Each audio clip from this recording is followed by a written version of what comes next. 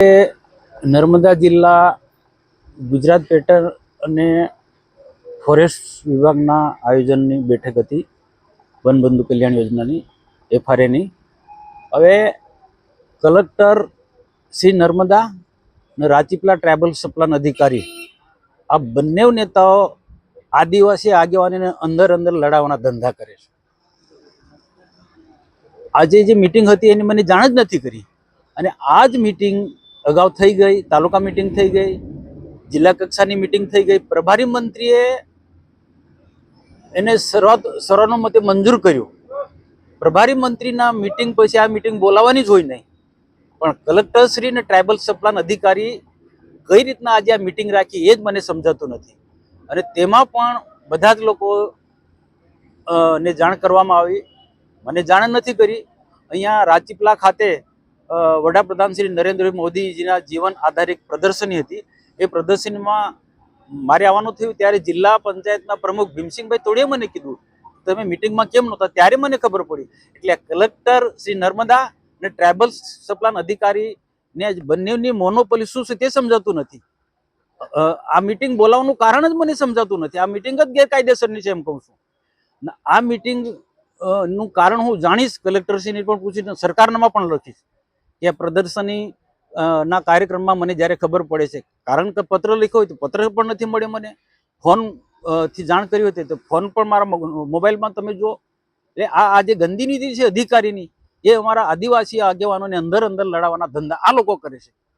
આ tribal સપ્લાનની meeting પૂર્ણ થયા પછી ધારાસભ્ય ચૈતરભાઈ વસાવા એ પણ હતા અને બીજા પણ બધા પ્રતિનિધિઓ ત્યાં હતા.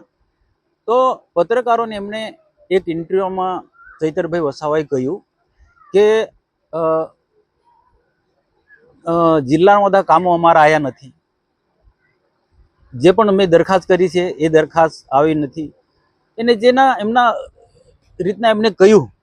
પણ સાથે અમારે એટલું કહેવાનું છે કલેક્ટરને, ટ્રાઇબલ સપ્લાન અધિકારીને કે ભાઈ તાલુકા પંચાયતના સભ્યો, જિલ્લા પંચાયતના સભ્યો ને ધારાસભ્ય અને સંસદ સભ્ય આ બધાને સરકે ભાગે ગ્રાન્ટ મળવી જોઈએ. કારણ કે પ્રતિનિધિ તો બધા લોકો દરેક પ્રજા પર કરે છે.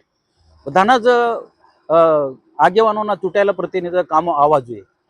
અને આજે મારા માટે જે મીડિયામાંથી જાણવા મળ્યું કે મારા માટે ચૈતરભાઈ એવું બોલ્યા કે મનસુખભાઈ મારા વડીલ છે, એ જે બોલે છે બહુ આધાર પુરાવા સાથે બોલે છે, પણ મારા જેલમાં છૂટ્યા પછી એમને બહુ ખુશી થઈ હશે. જેલની બહાર પછી એમને જે સ્ટેટમેન્ટ એમને જે આપ્યું એના આધારે મેં પણ જે ગઈકાલે આપ્યું એને લઈને એમને જે અલગ પ્રકારનો મારા પર એને આક્ષેપ મૂક્યા. અને એમાં એમ પણ કહ્યું કે આ બધું આજે પણ એ બોલ્યા છે કે આ બધું કાવતરું મનસુખભાઈ જ કર્યું છે. એક બાજુ એમ કહે છે કે મનસુખભાઈ મારા વડીલ છે, બીજી બાજુ એ જે જેલમાં ગયા એમની સામે જે ફરિયાદ થઈ એ ટોટલી મારા પર આરોપ મૂકે છે. હું ફરી પણ વારંવાર કહું છું કે આ ચૈતરભાઈ ખોટી રીતના આ વિવાદને આગળ વધારવા માંગે છે. હું આ વિવાદને શાંત પાડવા માંગુ છું ને એ વિવાદને આગળ વધારવા માંગે છે. મારા પર ખોટો આરોપ થતો હોય તો મારે તો લોકોમાં ગેરસમજ ના ઊભી થાય એના માટે સ્પષ્ટતા કરવી પડે, જવાબ આપવો પડે કે જે ચૈતરભાઈએ સંજયભાઈ તાલુકા પંચાયતના પ્રમુખને છૂટો મોબાઈલ માર્યો, છૂટો ગ્લાસ માર્યો, એ ઘટના મેં જોઈ નથી. પણ ત્યાંના ઉપસ્થિત પ્રાંત અધિકારીથી માંડીને બધા જ લોકો, અમારા પાર્ટીના આગેવાન મોતીસિંહ વસાવાથી માંડીને બધા જ લોકોએ કીધું કે આવી ઘટના ઘટી. અને એ કહે છે કે પોલીસને, PIC કે પોલીસ ખાતાને માર્ગ જે સૂચના આપીને જતા રહ્યા. ભાઈ તમે તે વખતે PI કે ત્યાં કોઈ જ નહોતા, અધિકારી હતા ટ્રાઇબલ સપ્લાન પ્રાંત અધિકારી શ્રી માંડીને, TDO થી માંડીને મામલતદાર શ્રી અને બાકીના પાર્ટીના આગેવાનો હતા. અને તે વખત મારી આગવી બધી કોઈ જે ઘટના બાબતે પૂરેપૂરી પણ ખબર નહોતી પડી. પણ મેં એટલા માટે ત્યાંથી ડેપ્યુટી કલેક્ટર પ્રાંત અધિકારી ઓફિસમાંથી તરત એટલા માટે નીકળી ગયો કે ઇન્દ્રગાંવ સંસ્થામાં અમારું 300-400 કાર્યકર્તાઓનું એક સંમેલન હતું. અને આ જે ઘટના ઘટી ત્યાંના કાર્યકર્તાને કારણે 2 કિલોમીટર દૂર છે, ત્યાંના કાર્યકર્તાને ખબર નહોતી.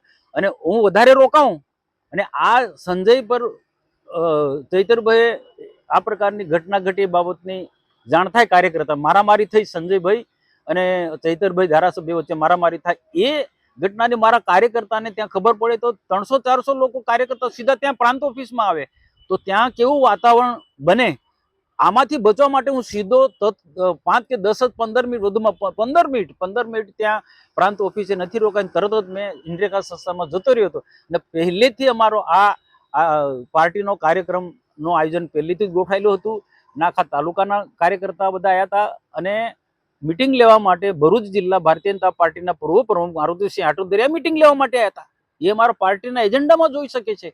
એટલે આ આખું જે ષડયંત્ર જે એ જે છે એ ચૈતરભાઈ કે મનસુખભાઈ ષડયંત્ર કર્યું, પણ આ ષડયંત્ર નથી, આ યોગાનુયોગ બનેલી ઘટના છે. ગુજરાત પેટર્નની મિટિંગ કે એટીવીટીની મિટિંગ કે એને લઈને આ જે મિટિંગો થાય છે આને લઈને એક જ પ્રકારનો એનો ઉદ્દેશ્ય હોય છે કે બધા કામો મારા લેવા જોઈએ. હું જેટલા પણ કામો આપું તેટલા બધા જ લેવા જોઈએ. આજની મિટિંગમાં પણ એમને આજે આગ્રહ રાખ્યો. અધિકારીઓ આજે બોલતા નથી, કલેક્ટર આજે બોલતા નથી, ટ્રાઇબલ સમાજ બોલતા નથી. એમની સાથે બહુ ગાળાગાળી કરી, છેલ્લી કક્ષાના શબ્દો વાપરે છે. એમને જે એવા શબ્દો વાપરે કલેક્ટરને, ટ્રાઇબલ સપ્લાયના અધિકારી, હું કહી ના શકું. તો આ સ્થિતિનું નિર્માણ હશે તો પછી એને ન્યાયની કઈ રીતના આપણે અપેક્ષા રખાય. અને કલેક્ટર શ્રી નર્મદા જિલ્લાના મોદી સાહેબને પણ હું અપીલ કરું છું, ટ્રાઇબલ સપ્લાય અધિકારીને મેડમને પણ અપીલ કરું છું કે કોઈના દબાણમાં આવીને કોઈને અન્યાય નહીં કરશો. તાલુકા પંચાયતના સભ્ય હોય, જિલ્લા પંચાયતના સભ્ય હોય કે સંસદ સભ્ય કે જે પણ કોઈ પદાધિકારીને જે અધિકાર નહીં રહ્યો કે બધાના કામો આવવા જોઈએ.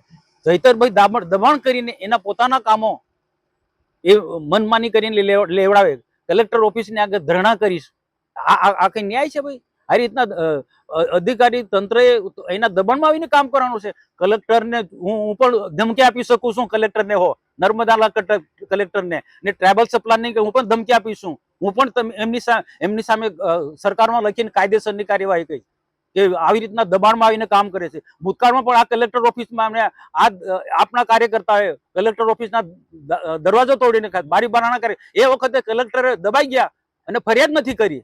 એટલે આવા ખોટા લોકોને કલેક્ટર નર્મદા એમનો તરફદારી કરે છે, બચાવ કરે છે, એમનાથી ડરે છે. એ જો કલેક્ટર જો ડરતા હોય તો પછી સામાન્ય પ્રજાનું શું થશે? આજે એટલા માટે કે કલેક્ટરની મોનોપોલી કે ટ્રાઇબલ સપ્લાયના અધિકારીની મોનોપોલી એ મને પસંદ નથી. શા માટે દબાવું? કાયદાનું કામ કરે છે ભાઈ. કેમ ડરો છો આવા લોકોથી? આજે ડરશો, કાયમ માટે આ લોકો ડરાવશે. આમ આદમી પાર્ટીના નેતાઓને પણ મારે કેવું છે કે ભાઈ તો વ્યવસ્થાની રીતના બધું કામ થતું હોય છે. જે સરકારનું જે બંધારણ બન્યું છે કોઈ પણ મિટિંગનું એ રીતના પ્લાનિંગ થતું હોય છે. કોઈના દબાણમાંથી આ રીતના કામ નથી કરવાનું. અને આવું જો થશે તો પછી સામાન્ય પ્રજાનું શું થવાનું છે? બીજી બાજુ સાહેબ ચેતરભાઈ એવું બી કીધું છે કે કાચના ગ્લાસ ના હોવા જોઈએ, સીસીટીવી કેમેરા ચાલુ હોવા જોઈએ. એ તો હું પણ કહું ને કે સીસીટીવી કેમેરા હોવા જ જોઈએ. આજે તે ડેડિયાપાડાને જે પ્રાંત અધિકારીમાં જે ઘટના ઘટી એ વખત જો સીસીટીવી કેમેરા હોત તો દૂધનું દૂધ ને પાણીનું પાણી આજે લોકોને દેખાયું હોત. અને એ જે સીસીટીવી કેમેરા ચાલુ તો હોય છે પરંતુ એમના અંગત વિડિયો રેકોર્ડિંગ જતું રહ્યું છે, ડિલીટ મારી દે છે. આજે બધું કોઈ ને કઈ રીતનું જે પણ છે એ અધિકારીઓ કોઈને ને કોઈને બચાવવા માટેનો એ પ્રાંત અધિકારી ડેડિયાપાડામાં આ ઘટના ઘટ્યા પછીનો કાર્યવાહી થઈ. કોઈ નાનો કર્મચારી પણ કે એક કારકુન પણ અગાઉ પણ મેં કીધું કે સીસીટીવી કેમેરાની ડેમેજ એ તો કોઈને પણ ડિલીટ કરી શકે છે. બીજું મનસુખભાઈને જ્યારે ચૈતર જેલમાંથી છૂટ્યો છે તો મનસુખભાઈને બળતરા થાય છે. હા, એ જ મેં સાંભળ્યું કે જેલમાંથી છૂટ્યા પછી મનસુખભાઈને બળતરા થાય. ભાઈ મને કોઈ બળતરા નથી થઈ. તું જેલમાં હોય કે ના હોય મને કોઈ ફરક નથી પડતો. હું મારી રીતના મારું કામ કરું છું. મારું રૂટિનમાં જે કામ થાય એને કોઈ રોકી નથી શકવાનું. અને આવનારા દિવસોમાં પણ જે મારી રીતના જે કાર્ય કરવાની મારી જે પદ્ધતિ છે એ પ્રકારે કામ કરતો રહેવાનું. કોઈના પણ દબાણ નથી આવવાનું. પાર્ટીમાંથી પણ કોઈ દબાણ આવે કે સરકારમાંથી પણ કોઈ દબાણ આવે કે વિરોધીઓ પણ મારા પર કોઈ દબાણ કરે તો પણ હું દબાવવાનો નથી. હું પ્રજાના હિતમાં જે પણ કામ કરવાનું છે એ હું કામ કરતો રહીશ.